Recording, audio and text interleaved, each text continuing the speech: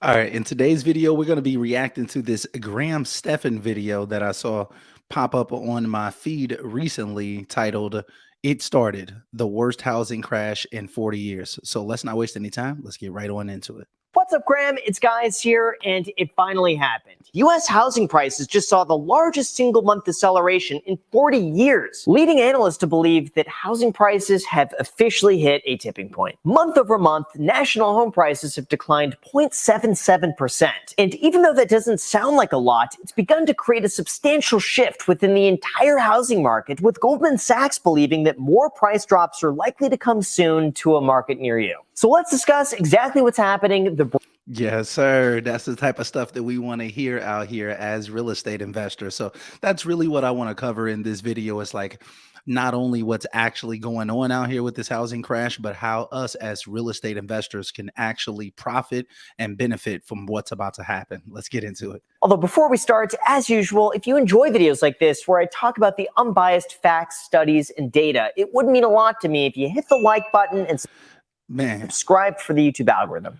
Look, make sure that y'all head over to Graham Stephan's channel. If y'all not subscribed, y'all are sleeping on all types of real estate gems and even other things in terms of finance. He drops a lot of gems. I've been subscribed to him for years now, so definitely check it out. Subscribe to the channel. First, let's talk about mortgage refinances. This is when a homeowner takes out a new loan to replace the old one, usually with the intention of being able to restructure their payments, extend their loan term, cash out profits, lower their interest rate, or otherwise be able to keep the property for longer. And in July, every single aspect of refinances dropped to its lowest level ever reported in history. The second, that then leads us to home prices. As they report, the housing market has officially shifted from slowing down to a decline in July, with median prices falling for the first time in 32 months. But now with interest rates continuing to increase to their highest level since 2008, Boom. As y'all may or may not know, housing prices,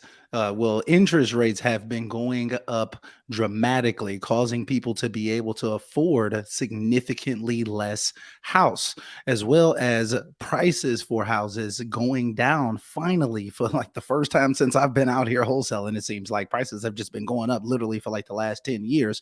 Now, there's basically gonna be a market correction. That's basically what he's saying right there. So this is gonna get really, really interesting out here, y'all. prices are beginning to turn around. That means that annual price growth in July was the fastest single-month deceleration in more than 40 years, falling during a summer month that usually increases. And third, they noted that some markets are being hit worse than others. The largest decline so far is awarded to San Jose, California, with a 10% drop in just the last 3 months, along with San Diego, Los Angeles, Riverside, Portland, Las Vegas, and finishing off with Richmond, Virginia, with a decline of 1.1%. All in all, more than 85% of major markets have seen a decline from their peak, with more than a third seeing a decline of at least 1%. But 85% of major markets have seen a decline from their peak. Guys, it's finally happened out here. Prices are finally starting to correct.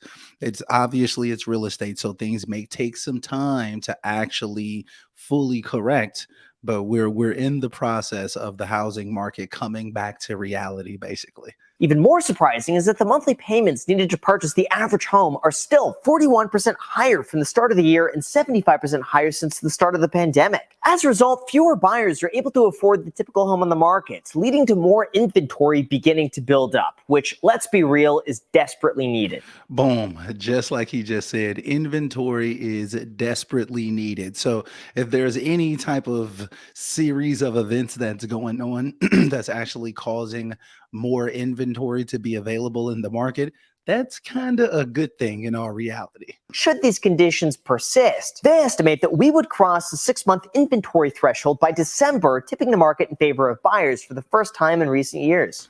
Boom. So y'all seen it right here, guys. Boom. They're saying that there's a possibility that within the next 6 months that we can actually have the market being in favor of buyers for the first time in a very, very long time. That it could be like by December, basically. And according to them, they believe that nearly 40% of markets will see a decline throughout 2023. Why, you might ask? Well, they noted that 1 in 5 sellers have already begun to drop their asking prices, with the median price declining from $449,000 at the peak to now just $435,000. In addition to that, the average home now sold for less than the list price for the first time in more than 17 months during the 4-week period in August. Now, in terms of which Boom. So I don't know if y'all caught that right there, but prices literally went down $14,000 month over month, and that's like the lowest that prices have been, or the like the biggest drop in a very long time. Like I covered this on my Instagram page and whatnot. Make sure y'all follow me at the Wholesale Coach.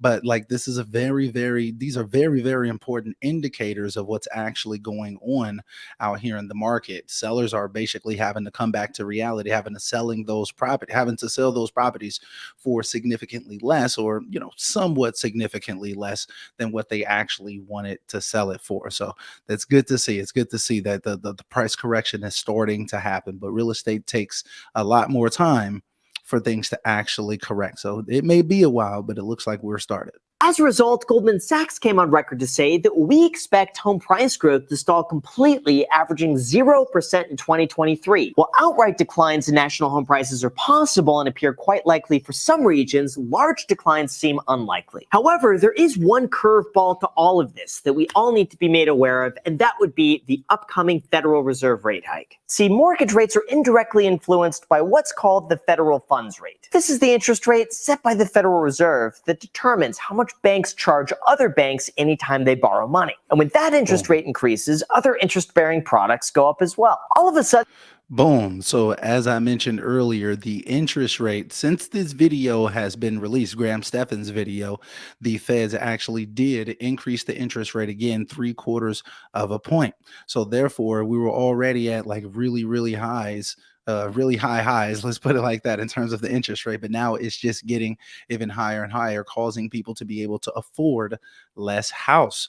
I mean, so it makes an enormous difference on how much the houses actually cost if you're looking to buy a brand new house. So these interest rates are probably going to keep increasing as well. But let's keep going. as of the time I'm making this video, the market currently believes that the Federal Reserve is 82% likely to implement another 75 basis point rate hike on September 21st, meaning we could soon see the highest interest rates since 2007. This comes as they continue to battle inflation that's substantially above their 2% target. Growth has not slowed down and demand is still there, even though Boom. So we are seeing those higher numbers now. Just for the record, once again, like the interest rate did go up. So it's the highest interest rate since I think they said 2007. That's a while. one, when sellers can't get the price that they want, they're instead choosing to rent. And this is good news. Throughout the last few years, rental prices have skyrocketed from increased demand and higher inflation, with Boom. If rental prices are going up and the people that do have mortgages right now are opting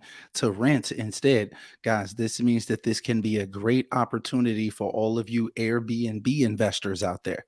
There can be a ton of opportunities for you to be able to get out here and charge people rent for your housing, right? Or even if it's not Airbnb, it can be, any other type of short-term rental place, or it can just be renting it out, like maybe even doing like a seller lease back to the person that you buy the property from. You buy it from them and then you lease it back out to them on a yearly basis or something like that.